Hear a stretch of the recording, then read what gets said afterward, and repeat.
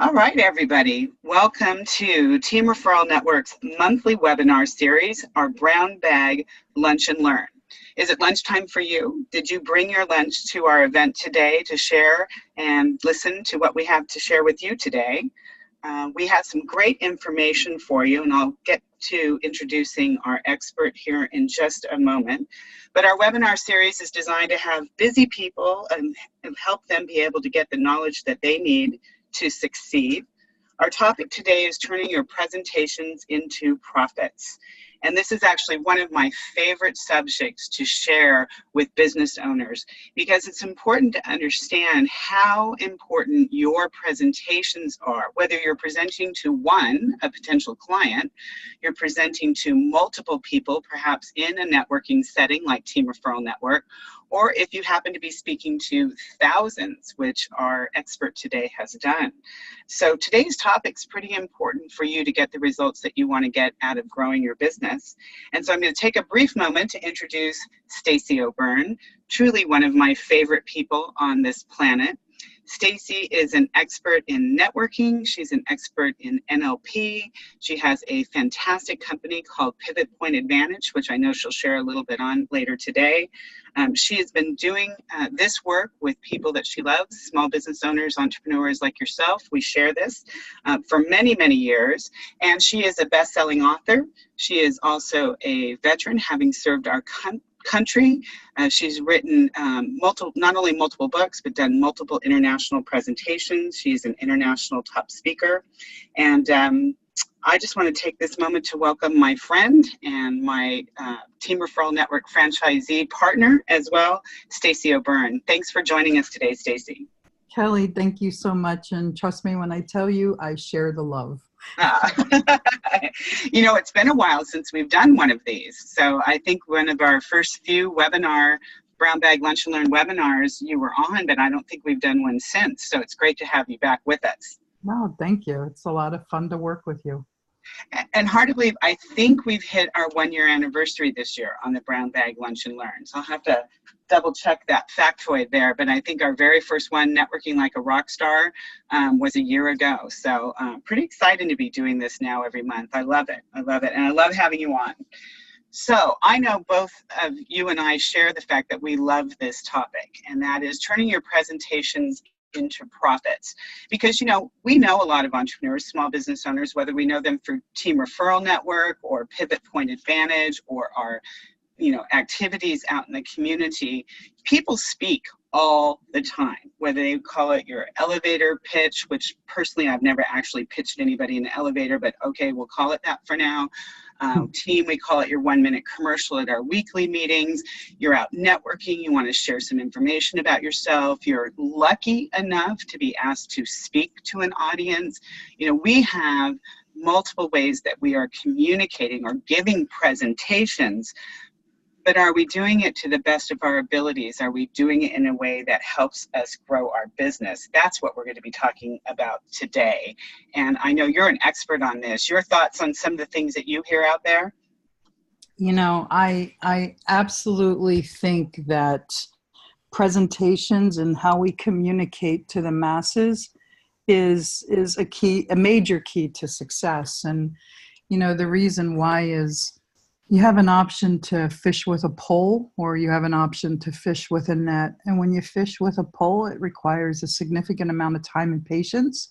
And when you fish with a net, as long as you do your due diligence and hone in your message and make it very effective, it will inevitably convert to profits for you. Excellent. Well, that's what we're looking to share today. Let's dig into our first slide here. I love the knowledge is power. So we work hard as small business owners, independent contractors, the entrepreneurs out there. We work hard developing relationships with referral partners. Hopefully we know and understand to build the right relationship takes time, takes some effort, is definitely a mutually beneficial two-way street. So we've got these referral partners, we've cultivated these relationships with them.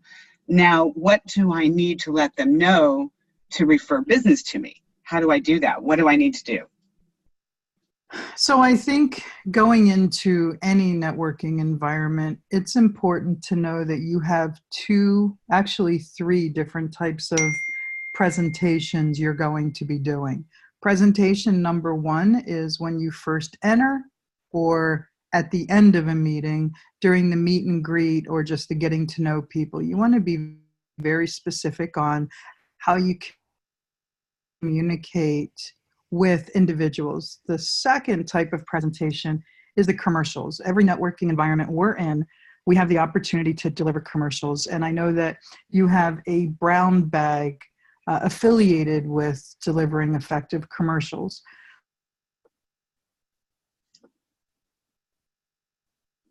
Nope, you're cutting out on us there, Stacy. Can you hear me?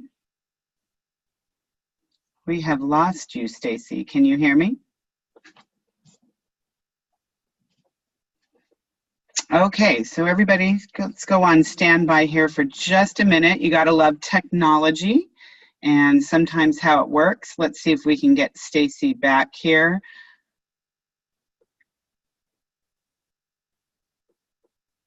And while we're working on getting Stacy back, I'm gonna confirm. Hold on one second, everybody. Just hang tight for a second.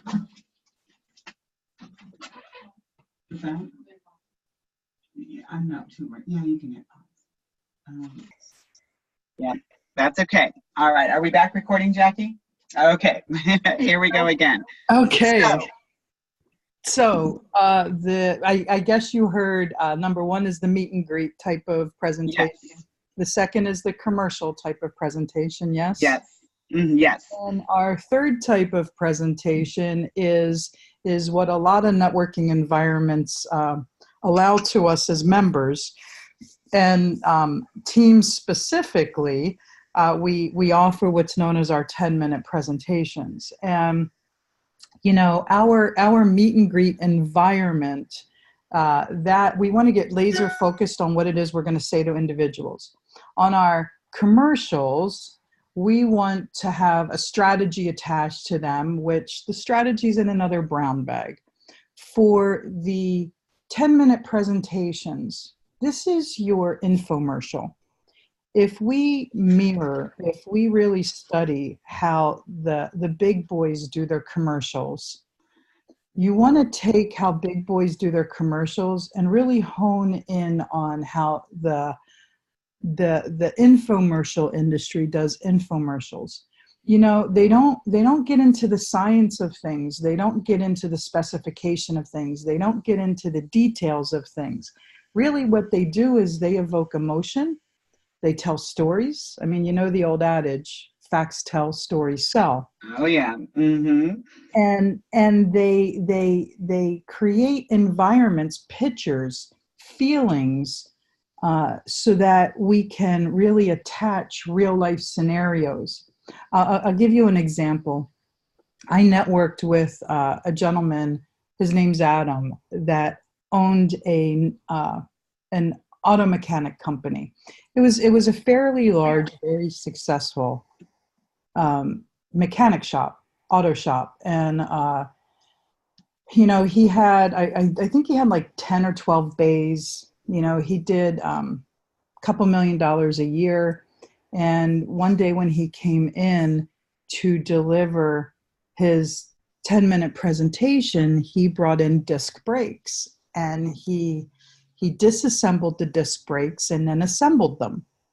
And he showed us how he does his job.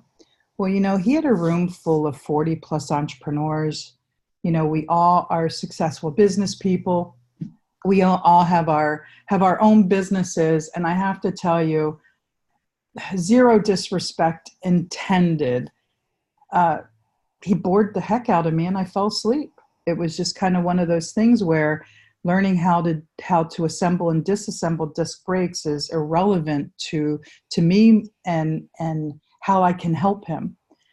So fast forward a couple weeks later, I was at his shop because we were going to do a coaching session, which is where we sit down and get to know how each of us can help each other's business. And through that process, through that process, one of my largest customers' vans was in his parking lot. And I looked at him and I said, you do business with that company? And the company's name was Air Right. And he looked at me and, well, he said something that was probably off cuff, and he just said, I'd give my life to do business with that company. And I laughed at him and I said, you know what, we have to have a talk. I said, that's my largest company out there. I said, do you do fleets? And he goes, yeah, I do fleets. I don't do as much as I wanted, but I absolutely do fleets. And I've got a huge growth opportunity if I can get more in here. So we sat down and I said, Adam, I got to tell you, I never knew you did fleets, and I've known you for a few years. And every time you have the opportunity to educate us on how to refer to you and what it is you do, you show us a part of your business that's irrelevant to how we can help you grow your business. As a consumer, all I want to do is come in, drop off my car, give you my credit card, and have you do your magic because I know, like, and trust you. As a referral partner, I need to know the nuts and bolts on how to refer to you, not what you do, not how you do it, just how you help people and the people that you help the best. And he looked at me and I said, look, that's my largest customer. If you have your American Express on you, I'll tell you, I'm going to call them right now and offer to take them to lunch. They're very expensive. They like a very specific scotch. They like very specific cigars, and they like a very specific restaurant. And this is going to cost you a couple $1,000s. So I made the call. The brothers agreed to meet with him. Fast forward 9 months-ish later, after their contract was over, they rolled all their business over to him. Well, the next 10-minute commercial that Adam had, he brought in a projector, a screen, and educated everyone on how to refer to him fleets. So the moral of this story is, as referral partners, what's important to us is how you help people. And what I mean by how is not how you do the nuts and bolts of, as Kelly says, the voodoo that you do. How you help people from the perspective of the needs, wants, and desires that your industry, your company serves, and the products, services, and solutions that you deliver to them. And then the ideal clients that you're looking for. Yes, absolutely. It's interesting because I have definitely found over the years, as I've watched literally now thousands of people present a 10-minute presentation, I think sometimes people really confuse sharing their passion versus sharing with us how we can best refer business to them. Mm-hmm. Because, they're just passionate about what they do. They want to show you what they do. And I think that that's wonderful because you're so passionate about your business. But honestly, the more important part for business growth is for you to share that specific information for us that shares how to best refer your business. And you nailed it when we talked about having a 1-minute commercial strategy. So no matter what type of networking you do, whether it's with Team Referral Network or not, you probably have the opportunity to give a 1-minute commercial about who you are and what you do. So having a strategy is very important.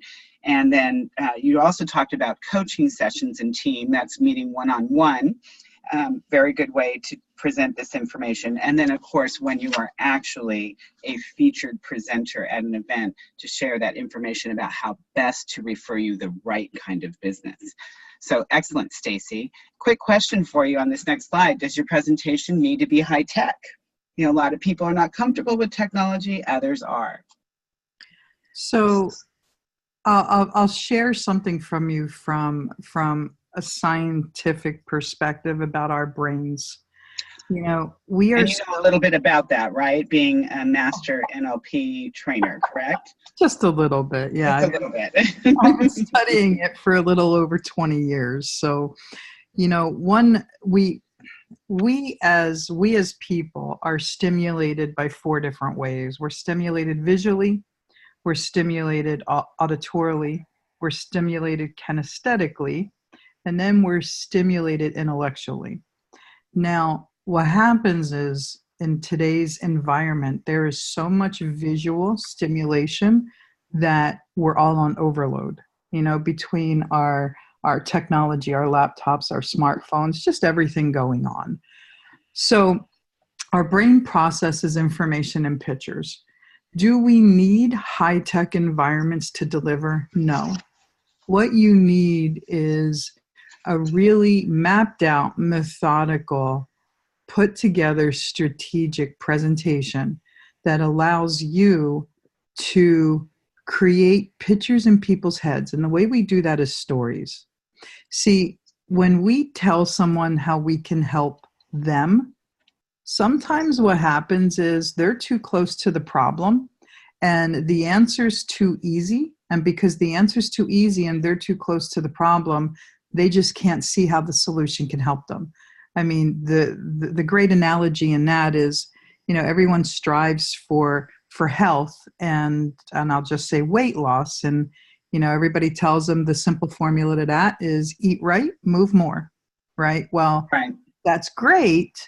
And if someone needs to lose weight, it's a no-brainer, but they're too close to the problem, so they can't see that solution and implement it. When we turn around and when we create scenarios where we deliver stories, how we help someone else, other people can either see themselves in that scenario, or they can see their loved ones in that scenario, or people they know in that scenario, and how our services, our solutions can help them.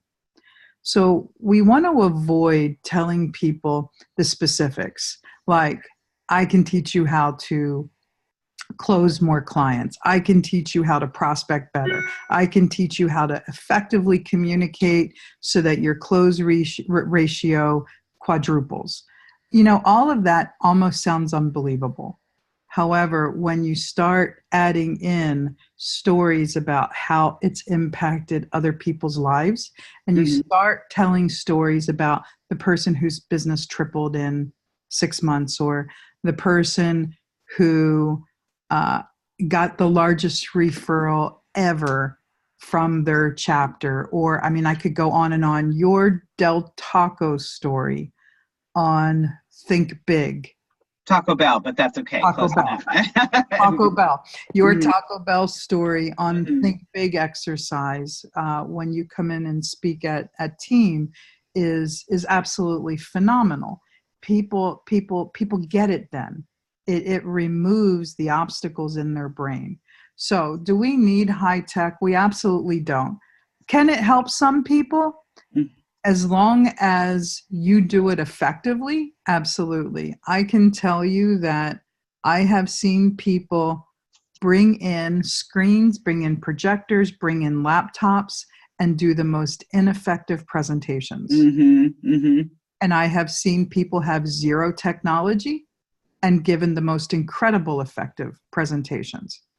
As long as you have a strategy, and as long as you communicate the key elements that need to be communicated, and predominantly that is how to refer to you, who you're looking for, and how we can best make the connections, that then your presentation is the most effective. So it doesn't matter your technological capabilities or lack thereof.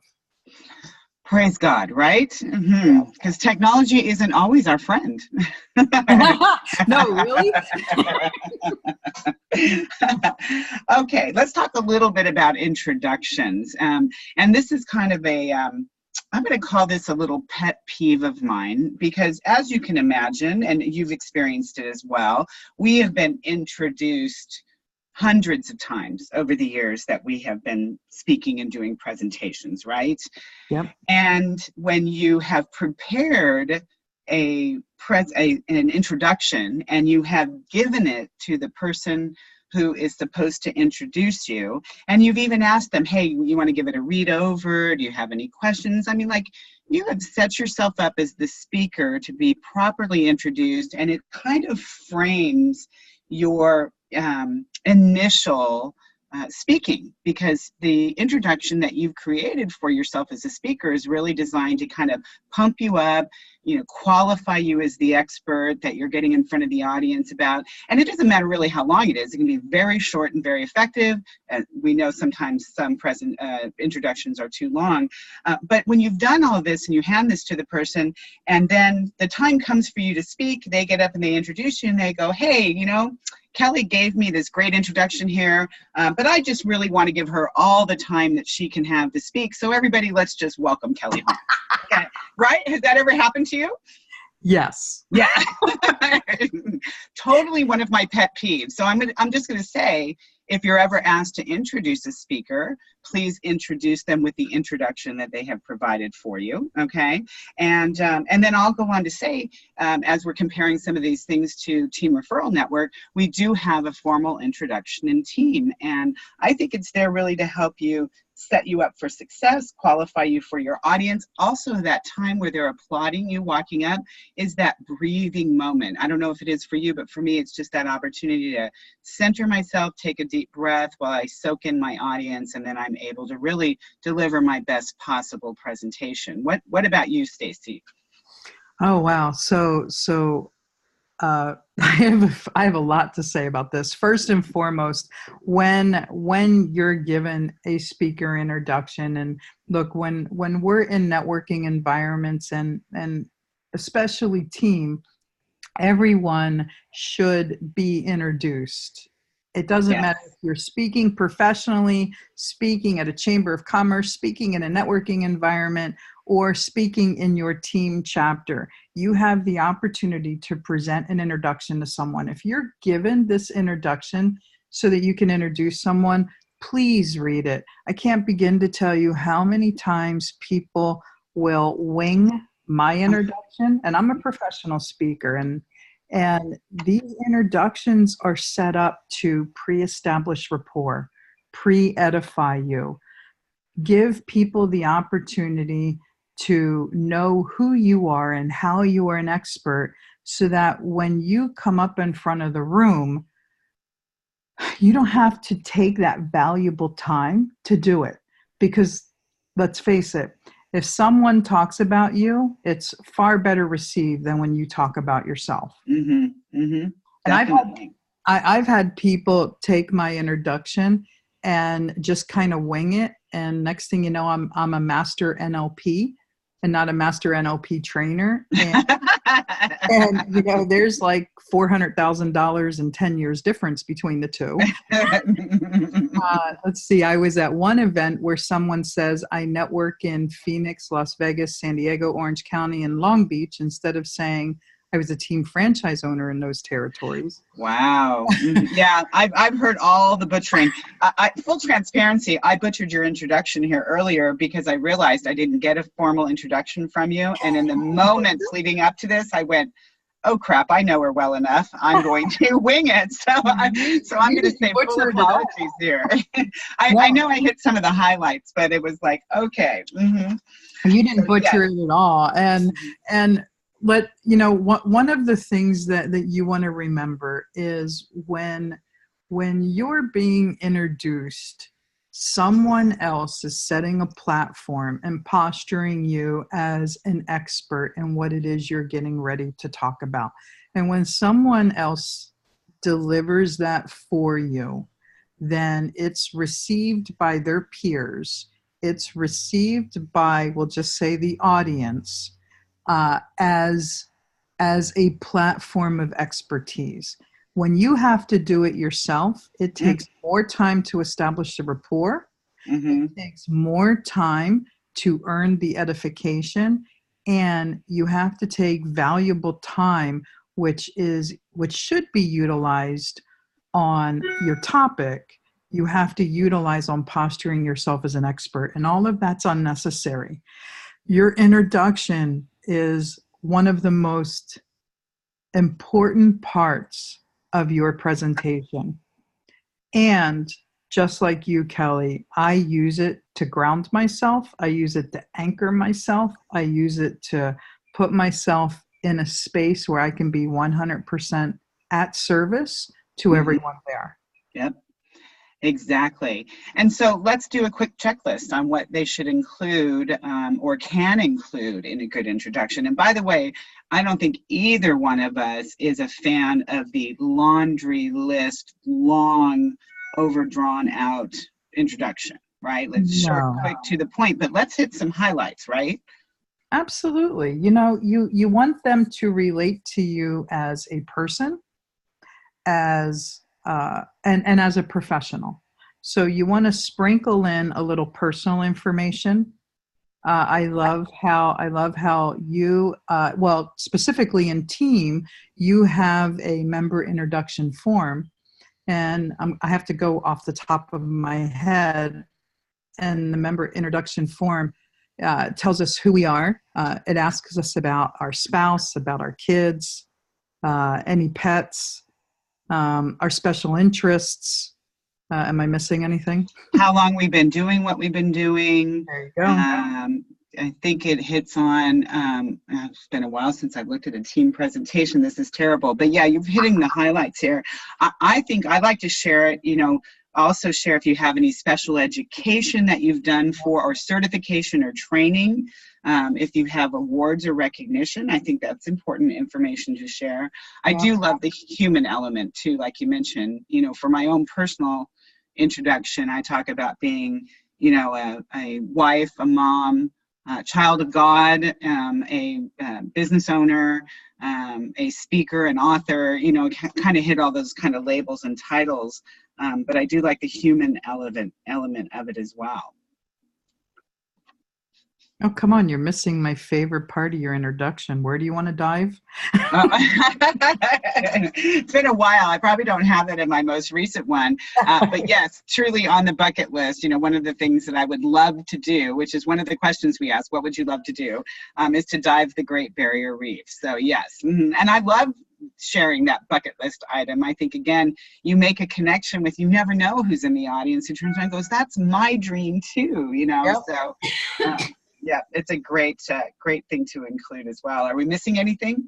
You want to make sure that they connect with you as a person, and you want to make sure that they connect with you as a professional, and then that they connect with you as an expert. And that's absolutely where your credentials and everything come in.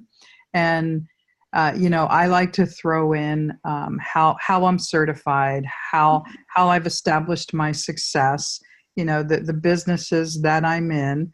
The veteran part helps the audience connect with me. It shows them my patriotism and my love for our country. Now, when I'm international, of course, I remove that. and just something really important that helps them understand what makes you an expert. And for me, it's the 7-figure businesses that I've built, how I've built them, and the certifications I have to back it. One of the other things we include in the team introduction that I love for our Team Referral Network members is the root of your success. And that is always a telling, statement of people, because it really runs the gamut. But that's a question we ask on the team or the team speaker introduction is, what is the root of your success? So yeah, those are some good things. Okay, well, let's talk a little bit about our next subject here. What about participation in your presentation? Audience participation here. Is it good to include an audience participation element to your meeting, or is that just trouble waiting to happen? Can I say it depends on your audience? Yes. In my little note here, it says, know your audience before you do participation. So, there's a couple rules of thumb in this. If you open it up for the audience to participate, you expose yourself to several things. One is somebody trying to de-edify you, or show how much more they know than you do.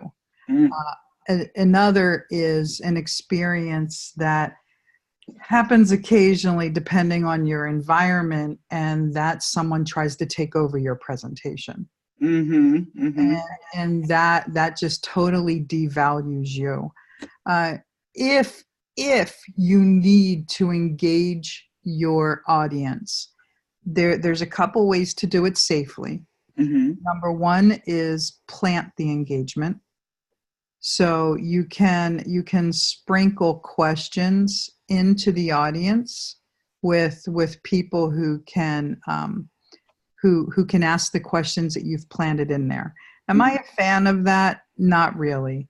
You're the expert, you're the posture, you're the presenter. You should deliver 100% of the time. Now, you can't help hecklers. You can't help people who are going to try to interject. I can tell you there are techniques that will shut them down really quick. I did a presentation about a month ago out of state. And I had this person in the audience that obviously lacked attention in their life and needed a significant amount more than what they got. And they kept trying to take over the presentation. And there came a point where finally I had to turn around and say, I really appreciate you want to be part of this. And I can tell you when I wrote this script, I didn't write you that big of a part, and I promise you when I write the sequel, I'll write you in more. That's a humorous way to handle that. That's good. I'm not a fan of participation. However, I understand that when we network, I also understand that when we're in environments where we get to do our infomercials, which in team, that's what our 10-minute presentations are. We want to open things up for questions. If you do that, be prepared to get any time. Be prepared to get any type of question. Mm-hmm. And you really have to be on your game. And you really want to make sure, as you said in the very beginning, know your audience. And when you take a question, make sure you can deliver an answer that still postures you as an expert. Even if you don't know the answer, you can still posture yourself as an expert by saying, that is an amazing question. I can tell you I need more time to answer it than what we have left. So how about you and I go offline and talk about this individually? Yep, perfect. And you turn around and say, that's something that I want to collect more information on. And luckily I have some great people to check that out with, and I'll get back to you too. Yep. There's different ways that you can answer those type of questions. If you're going to include Q&A in a presentation, for me, when I'm a participant in the audience, I like the speaker to repeat the question. So often, and this just happened to me recently where I was listening to somebody speak, and it happens, by the way, all the time in like press conferences, whenever my favorite coach, John Gruden, is getting grilled by the, people in his open, sessions that they do afterwards with the press, he starts answering the question. He heard the question. I didn't hear the question. And it's just kind of, again, another one of those little pet peeves in my life. So as a speaker, I would say, or when you're presenting, if somebody does ask you a question, repeat it for the whole audience to hear, and then they know what you're answering. Does that happen to you? Absolutely. I mean, in a lot of environments I'm at, if a microphone isn't being passed around, we'll hear them, but depending on how big the audience is, others may not. Right, exactly. So I think the two topics here of audience participation and Q&A, you really need to figure out if it's a safe environment for you. Certainly if you're at a Team Referral Network meeting or with your networking partners, it is definitely a place where you can get audience participation and do Q&A. But, when you're speaking to hundreds, Stacy, you've spoke to thousands, I think that audience participation in the Q&A needs to be well thought out and planned for, and maybe even eliminated in certain instances. Just my opinion. So, well, I can actually solidify your opinion with an example. I was at an event where sponsors were allowed to do, I think it was like 7-10-minute presentations up front. And I believe it was a mortgage lender, financial advisor, real estate. It was a pretty significant person in the community came up. They were one of the sponsors. Sponsorship was not cheap. It was like a $1,500 sponsorship. $2,500 sponsorship. And they were up there and they were doing a presentation. They opened it up for Q&A. One of their competitors was in the audience and went out of their way to make them look bad. Oh, it was horrible. It was horrible. Mm-hmm. Yeah, not good, not good. So that gives you a little idea there. And you know, this next one here, talking about whether you're very, what if you're not a very polished speaker? I want to preface it by saying that being part of a networking organization like Team Referral Network will definitely sharpen your speaking skills. It's one of those intangibles that come along with your membership and team. But I always tell people, whether they're speaking to an audience of one, which is like sitting across your desk from a potential client and you're presenting your information to them, whether you're speaking to an audience of one or an audience of 1,000, the skill set is basically the same. Basically the same. Would you agree with that? Oh, I'll tell you, I get asked all the time, how do you speak to groups of thousands? And I laugh and I say, it's easy. I speak to the one person that showed up to hear what I have to say. Say when you're on stage in a room that big, you can only see a couple rows anyway. So you only see like 20 people. So as far as a polished speaker goes, I'll turn this around and I'll ask them a question that they can marinate in. If you're an expert in your product, service, and solution, if you're better than your competition, if you have passion in offering solutions to your prospective clients, then remove the speaker mentality from it and show up from the service perspective and speak from your heart, speak from your passion. And I can promise you everything that comes out of your mouth is just perfect for the target audience that needs to hear it. A lot of people don't know this about me. And Kelly, I don't even know if you know it. When I was little and all the way up to my adulthood, I had a major stuttering problem to the point where I couldn't say a sentence without stuttering. And, I did not know.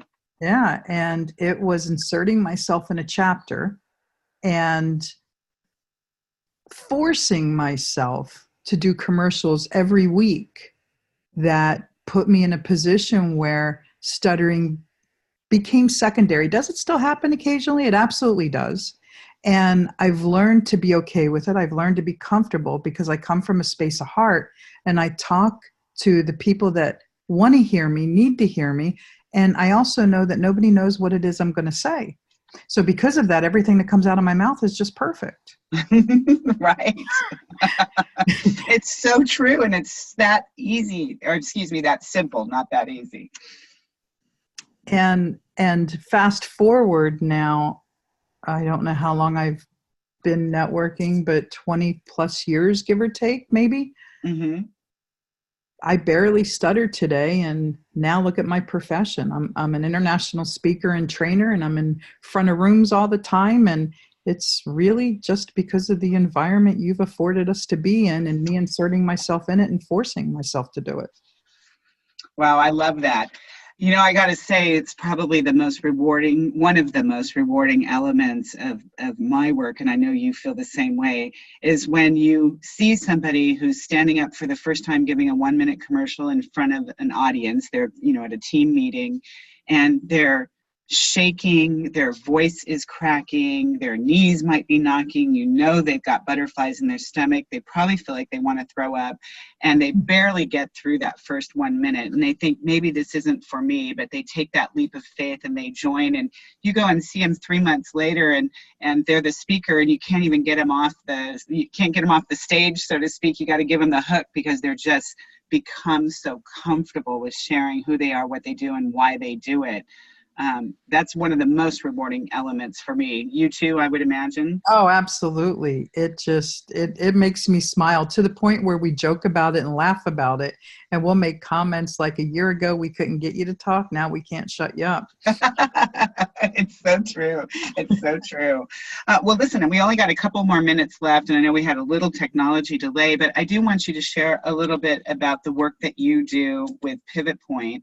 with our audience. So would you give us a little overview? And I don't know if you have anything special to offer our team people and audience today, but if you do, great. I didn't preface that with you before this. I apologize. So here's the deal. I didn't put anything together, and remember, I know that anything I say is just perfect because nobody knows what I'm going to say. So there you go. I don't either. So we'll see what comes out of my mouth. Okay. All right. So Pivot Point Advantage is a training company. We help people get out of their way and create the destiny that they've always dreamed of, desired, and deserved. We help people step into their excellence and own their dreams instead of just dreaming about it. And the way we do this is we're an NLP training company. And NLP, Neurolinguistics Programming, it's a science and study of human excellence. We're very similar to, all the software and hardware upgrades people do to their computers and their smartphones and all their technology. We do to people's brains. A lot of people are still operating with DOS 2.0. And all we do is we help reprogram and reboot your brain, because the brain that created today is incapable of creating a different tomorrow. So neurolinguistics programming is great in helping reprogram people to step into their excellence. It helps break patterns and habits that don't serve us. And it's also an amazing sales tool, closing tool, leadership and communication tool. We also have our website is pivotpointadvantage.com. We do boot camps, success boot camps. We do NLP certification trainings. We have our next training coming up in about a month. And we also have a lot of downloadable MP3 programs, different programs depending on where you're at. Some of them help you with communication, some help you with leadership, sales, motivation, mindset.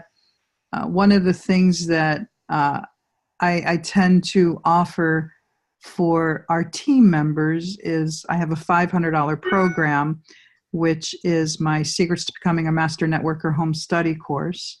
If anybody's interested in that, just email me at admin@pivotpointadvantage.com.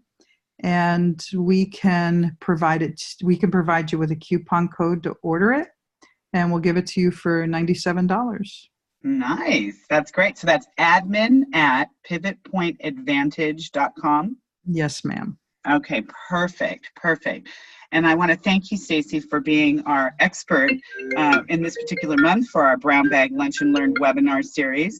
I do want to give props to to Eloise Love here in the office for our awesome graphics on our PowerPoints for the Brown Bag Lunch and Learn. She has developed these mad skills, and I love seeing them on display here. So thank you, Eloise, for your hard work. Thank you, Stacy, for sharing your information with us. For those of you who are listening to this recording, if you want to know more about Team Referral Network, you can go to teamreferralnetwork.com to check out information. There's a couple of free downloads on there for you that you can participate in. And our next month's topic for June will be your mid-year check-in. How are those goals going? How are things working for you? We'll talk a little bit about that next month at our Brown Bag Lunch and Learn webinar series. Thank you, everybody, for being here today with us. Bye-bye. Thanks so much for having us. Thanks.